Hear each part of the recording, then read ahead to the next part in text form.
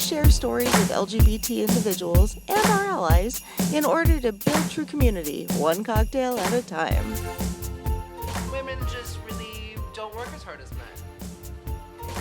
Right?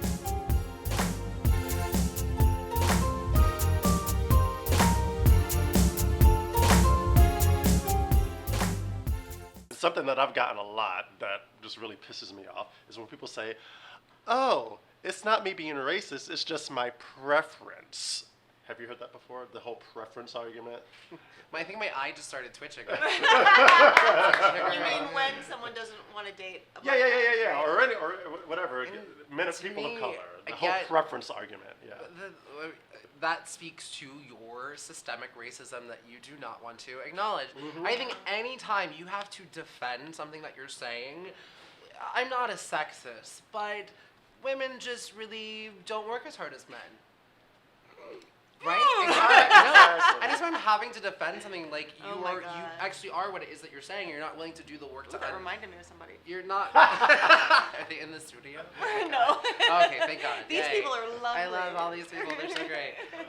But it sounds to me it's more of a defense that someone is more so speaking towards. And I think, how limiting, how sad for you that you're limiting yourself from millions of people from a culture. And why are you not that into that group of people? Exactly. Is it because you believe that they're thugs or they're gangster or their penises are too big, or what is it that that? And I think it speaks back to just how much in media we're told what is attractive, right? We're told that a certain image is attractive, and if we're not represented in media, if we're not looked at as a love interest in movies, or we're not sought after, or are told that we're beautiful, and there can be even some internalized, I hear that with other, see other people of color who don't date other people of color. Oh, I see it all the time too. Right? Yeah. Or they won't. And it's sort of unpacking that and understanding that we are beautiful and we don't need to prove that. But anyways, it goes back to just the conversation that that is a racist thing to say. Yeah. So we're familiar with the Black Lives Matter movement. Amazing work that they're doing. All lives matter. The hashtag All Lives Matter came up as well, but there has been some argument against that. Talk to me about that. Why? I get why there was this reaction to all lives matter, and especially from, again, I'm pretty sure that, I don't know this for sure, but it was probably, I'm gonna say this, white liberals who get it, were but wait, I'm not lynching black people, and, aren't all of our lives important? And yes, absolutely, all lives are absolutely important. The problem is the conversation that is being made aware in this current fight that we're talking about specifically is that black lives are not valued. Just the rate that we are murdered by the police and the treatment that we're receiving from the police, and that you got to look at this, after slavery ended, where did all the black people go? Just into prisons.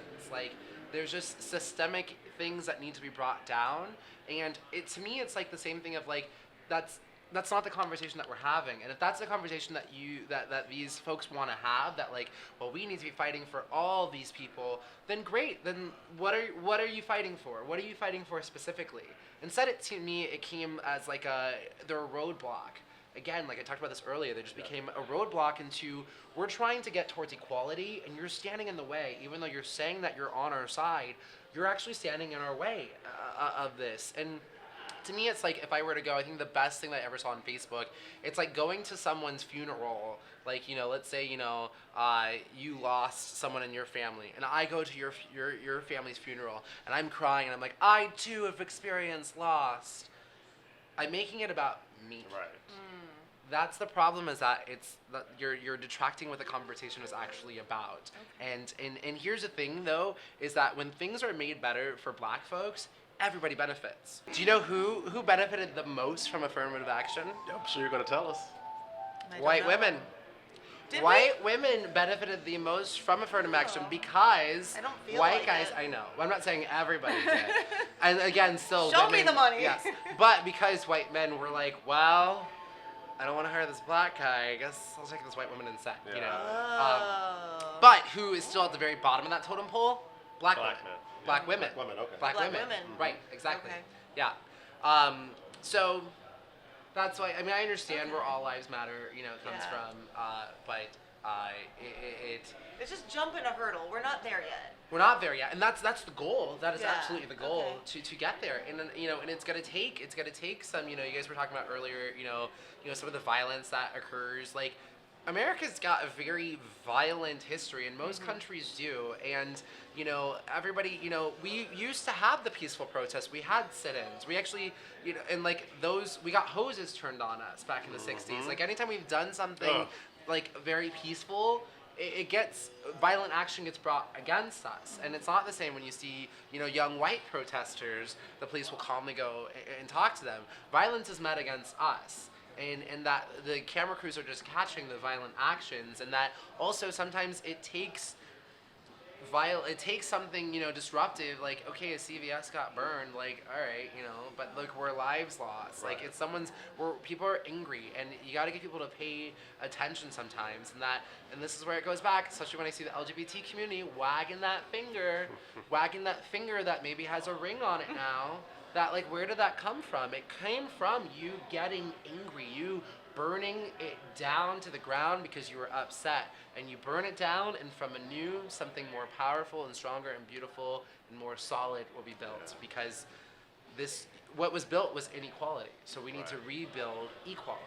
If all lives really mattered, we wouldn't have this conversation, right? Yeah. The fact of the matter is, if that little boy that was playing with the toy gun had been white, there would have been a completely different reaction, right? God. Could you imagine the fallout? And I was thinking about this last night because I knew we were talking about this today, and I remembered the movie A Time to Kill, where he's making a statement at the end, and then he has a jury members close their eyes. And he's talking about a little black girl that was raped, and he goes into the stunning detail about what these guys did to her. They've all heard it before, but he's really making them relive it. And then at the end, he says, okay, now picture she's white. And then everybody's faces went, and it's like, that's what we're talking about. Why is it a difference? And the fact of the matter is, it's still a difference. And that's why we need to have these conversations. And here's the thing, just to bring it back to what you just said, is that if that was a white boy with that gun, it wouldn't have happened. I It know. doesn't happen. It How doesn't many times happen. do you hear stories about young white boys being murdered by the police? It doesn't. You don't. And so it goes back to we have to unprogram our systemicness and need to have these conversations. You have a message for the youth out there, one final message for the youth that might be watching. Don't stop fighting. I think especially like with social media, it's gotten so easy to disengage. And I would say it's all a trap. The higher ups want us to be so focused and so unconnected, and we need to get reconnected and see what group that you can be an ally to. We all have privilege in our different ways. Everybody has a privilege in some way. So looking into how you can be an ally and what sort of things do you want to fight for. We all deserve happiness. We all deserve to be in a place that experiences love and respect, and it's totally possible, but it's going to take some work, it's going to take some conversations, it's going to take some education, it's going to take some being uncomfortableness and to cry, but do the work. And art is one of the best ways to do it. Yes. Through song, through dance, through theater. Get involved, because they're banking on you to not get involved, but you have a voice and you have a power, and with great power comes great responsibility. I'm also a huge Nerd comic alert. book nerd. We kind of all are. A little bit. Yeah. Oh man, I can't believe we're out of time. That was so much fun. We'd be fun. Okay. There'll be plenty of opportunities. Okay. Plenty of opportunities. But thank you so Yes. much. It's so great to be here. Oh my God, I'm it's good so to great to have have you. you And here. I'm super tipsy. Yeah, we did our job. Oh my Like god. that. And on that, good morning. Okay. Cheers. Oh my Cheers god. to that. Do we have those shot trays around We again? can do that again. Yeah, that's right. I'm sure we have some shots. Where's the Thank shot you so boy? much for coming to Happy Hour. So Thank great you to be for here. watching Happy Hour.